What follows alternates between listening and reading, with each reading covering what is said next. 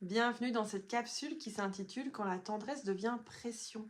Il y a quelque chose que beaucoup de femmes vivent et dont on parle finalement assez peu, c'est ce moment où même la tendresse devient compliquée. Peut-être que tu aimerais te blottir contre ton partenaire, peut-être que tu aimerais un massage, peut-être que tu aimerais un long baiser. Dormir contre quelqu'un, être prise dans les bras, être caressée, simplement sentir une présence. Et pourtant, tu évites parfois.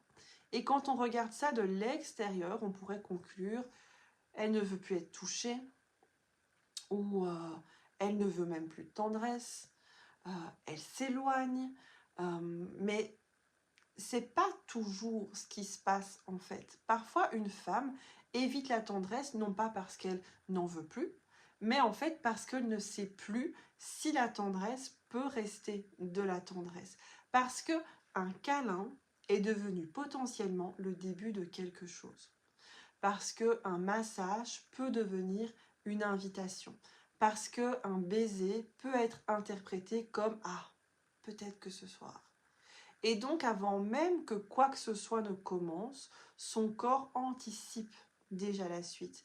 Et il ne vit plus seulement le câlin. Il anticipe la négociation éventuelle qui va arriver après. Est-ce que je vais devoir dire non? Est-ce qu'il va être déçu? Est-ce qu'il va se vexer? Est-ce que je vais le blesser? Est-ce qu'on va encore avoir cette conversation-là? Est-ce que je vais culpabiliser? Est-ce que je vais finalement accepter alors que je n'en avais pas vraiment envie? Et à force, en fait, parfois, le moyen le plus simple d'éviter cette situation, c'est d'éviter le câlin lui-même. Et ça, je trouve que c'est extrêmement important à comprendre. Parce que de l'extérieur, ça ressemble à une disparition de la tendresse. Mais en fait, à l'intérieur, c'est plutôt une stratégie de protection. J'aimerais te donner une phrase à garder précieusement. C'est que parfois, une femme, elle ne s'éloigne pas de la tendresse parce qu'elle n'en veut plus.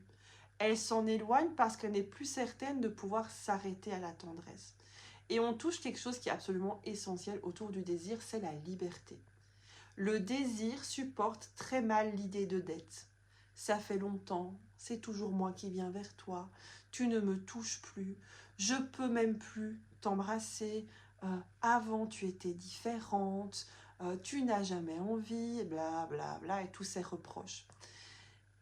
Et je vais être nuancée quand même un peu ici, c'est que la personne en face peut réellement souffrir, elle peut réellement se sentir rejetée, elle peut manquer de proximité, de sexualité, d'intimité. Cette souffrance existe, c'est ok, mais lorsqu'elle devient une pression, même involontaire, il y a quelque chose qui se produit dans notre corps.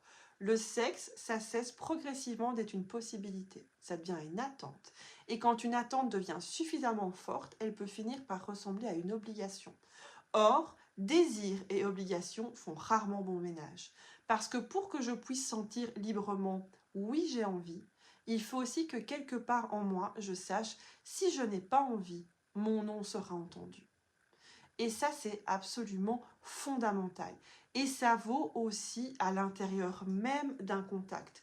Je peux avoir envie d'un câlin et uniquement d'un câlin. Je peux avoir envie d'embrasser quelqu'un et finalement ne pas vouloir aller plus loin. Je peux commencer à ressentir du désir et puis changer d'avis. Je peux apprécier ce qui se passe et puis décider que j'en ai eu assez. Je peux être curieuse et découvrir que finalement, non. Et puis, je peux dire oui à une chose sans avoir à dire oui à tout ce qui pourrait venir ensuite. La proximité, c'est pas une promesse. Un câlin, c'est pas un acompte sur une relation sexuelle.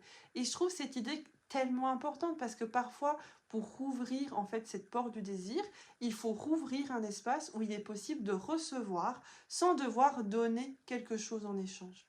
Et c'est extrêmement important. Je peux recevoir une caresse, point. Recevoir un massage, point. Recevoir un baiser, point. Sans avoir à gérer mentalement la suite. Et là, quelque chose va pouvoir se détendre. Parce que le corps recommence à apprendre « Ah, je peux me rapprocher et rester libre. Je peux apprécier et m'arrêter. Je peux dire oui, puis non. Je peux laisser quelque chose commencer sans savoir où ça va finir. Et je ne suis absolument pas en train de dire que ça suffit à faire revenir le désir. Évidemment que non, mais ça y participe grandement. Le désir, il est multifactoriel, on l'a déjà dit, mais je trouve que c'est une question quand même incroyablement intéressante à se poser. Est-ce que je me sens vraiment libre dans l'intimité? Est-ce que je peux recevoir de la tendresse sans qu'elle devienne automatiquement sexuelle? Est-ce que je sais que mon non sera accueilli? Est-ce que je me sens libre de changer d'avis? Est-ce que j'ai parfois accepté quelque chose, surtout pour éviter la déception de l'autre? Est-ce que j'ai commencé à protéger mon espace en évitant tout contact? Et ça vous parle probablement. Et peut-être que vous allez réaliser quelque chose. Peut-être que vous n'avez pas perdu votre envie de tendresse. Peut-être que, en fait, on l'a protégée d'une certaine façon. Peut-être même que on n'a pas besoin pour l'instant de davantage de sexualité.